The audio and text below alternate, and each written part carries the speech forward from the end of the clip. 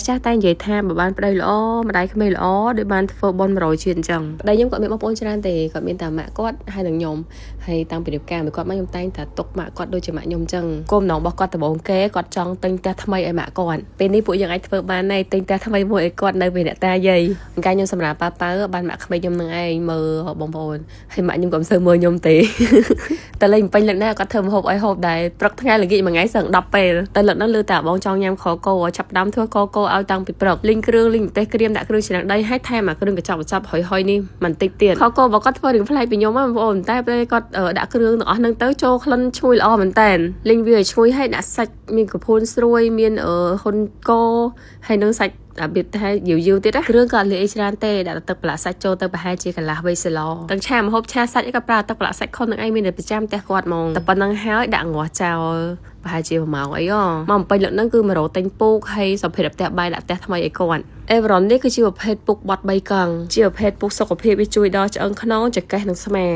ចាស់ឬកូនញ៉ាទៅបង្កើតអីចឹងគេងពុករឹងចឹងល្អនិយាយទៅមិនចាំបាច់តែយើងឈឺចង្កេះឈឺខ្នងបានគេងបានទេយើងអាចគេងការពារកុំឲ្យយើងឈឺតន់ក៏បានដែរបើថាចាស់ក៏អាសាឈឺឆ្អឹងឆ្អែងគេងពុកអេវរ៉ុននេះត្រូវណាស់សាច់ពុកផលិតពីប៉ូលីអេស្ទ័រ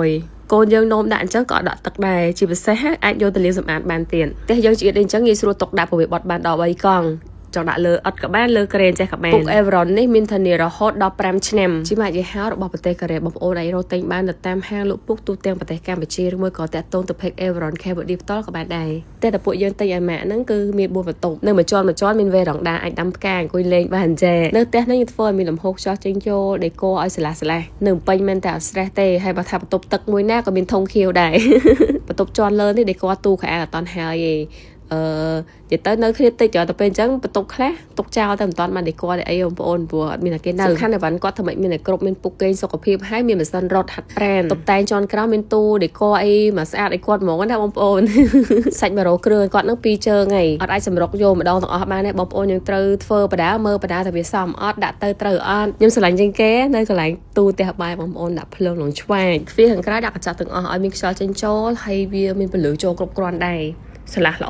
បងប្អូនអើយចង់នៅក្នុងផ្ទះមួយថ្ងៃ24ម៉ោងក៏ stress បើថាទូតាំងនៅចក្រានបាយវិញខូចលោកឆ្លាស់ឲ្យដាក់បានច្រើនមែនតើឈុតចានដាក់តាំងមុនគេចានកញ្ចក់មកពីឥណ្ឌាចានកញ្ចក់ Diva មកពីឥណ្ឌានេះមានគ្រប់ម៉ូដស្ដើងស្រួលកាន់យើងដាក់ជាឈុតក្នុងផ្ទះបាយយើងញ៉ាំនៅផ្ទះរាល់ថ្ងៃមើលមកដូចថាម្ហូបគួរឲ្យចង់ញ៉ាំបណ្ដោយភ្ញៀវមកលេងអីចឹងឃើញឈុតចានហ្នឹងមើលមកម្ហូបរបស់យើងគឺថ្លៃថ្នូរមែនតើសាច់ចានម៉ត់ស្អាតអលងភ្លឺថ្លាមានច្រើនឡាយមានច្រើនទំហំគ្រប់ប្រភេទចានយើងលាងចាននឹងប៉ះតែកិច្ចគ្នាយ៉ាងណាក៏មិនងាយនឹងរិចមាត់ដែរហើយបើថាធ្លាក់បាយវិញក៏ធ្វើឲ្យមុតដៃមុតជើងយ៉ាងដែរបងប្អូនអាចរកទិញបាននៅហាងលក់សម្ភារៈផ្ទះបាយឬមួយក៏អាចតាក់ទងផ្ទាល់ទៅ page Diva Cambodia ក៏បានដែរមកមើលឈុតកបិតវិញឡើងម្ចាស់តិចម៉ូតហើយមានគ្រប់ទំហំកបិតសតូចកបិតធំកបិតតាំងតោអីមានទាំងអស់តែយកដាក់ហាងវាមុតល្អងាយស្រួលសលៀងមានបំណងប៉ោះមកប្រទេសហ្មងថាទិញឲ្យបានដាក់ផ្ទះថ្មីគឺត្រូវតែឈុតសម្ភារៈផ្ទះបាយម៉ាកត្រាមុនទីណានេះឯងមានវែកសឡវែកឆាកបិតចានឆ្នាំងផ្ទះទៅមួយសែតបងប្អូនប្រើនៅផ្ទះនំល្អទៅយកប្រើនៅផ្ទះពេញទៀតគាត់ថានេះ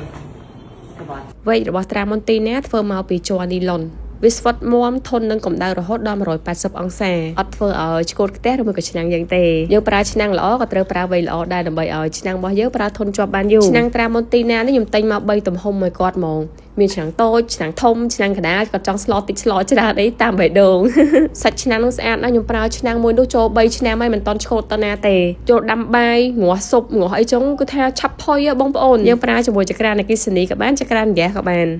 នក្របវាបិទចិត្តល្អហើយមានកន្លែងប្រហុយផ្សាយបន្តិចទោះយើងងាស់ម្ហូបយើងយូរមកក៏វាធ្វើឲ្យប៉ះពាល់ដល់សុខភាពយើងដែរតិចវាចូលងាយស្រួលកាន់បើសិនយើងប្រើវាយូរឆ្នាំធ្វើឲ្យវាឆ្កូតដាច់អឡតអីចឹងក៏អត់បង្កើតជាជំងឺមហារីកដែរព្រោះក្នុងហ្នឹង PFOA free ផ្ទះត្រាមុនទីណានេះក៏ដូចឆ្នាំងដែរល្អដូចគ្នាជាផលិតផលរបស់ Brazil មានអាយុកាលជាង100ឆ្នាំហើយសម្រាប់បងប្អូនចង់បានអាចតាក់ទងទៅ page ត្រាមុនទីណាផ្ទាល់ក៏បានឬមួយក៏អាចរកទិញបានទៅតាមហាងលក់សម្ភារៈផ្ទះបាយផ្សេងមកមើលខុសករបស់យើងងាស់ថា1ម៉ោងតែប៉ិតជាក់ស្ដែងងាស់ជាមួយឆ្នាំងត្រាមុនទីណានេះដល់ម៉ោងទេផុយបាត់ហើយត្រឹមតែ40នាទីអីហ្នឹងផុយមកល្មមឆ្ងាញ់ហើយខកមកខ្ញុំខហ្នឹងគឺថាឈ្ងុយបងប្អូនអើយអូយនៅឃើញរសជាតិនឹងគឺថាជាតិមែនតើម៉ាក់ក្មេកខ្ញុំក៏ប្រកែធ្វើម្ហូបណែហើយម្ហូបរបស់គាត់មួយចេញមកប្លែកពីខ្ញុំដាច់រសជាតិបែបផ្សេងតែមានខកអញ្ចេះហើយដាក់នំប៉័ងក៏បានកាទៀវក៏បានមីក៏បានដែរត្រូវទាំងអស់បងប្អូនជឿថាគ្រួសារមួយណាក៏មិនល្អឲ្យខ្ចោះដែរអ្វីដែលសំខាន់បំផុតគឺខ្លួនយើងទៅចេះលះបង់ឬមិនល្អ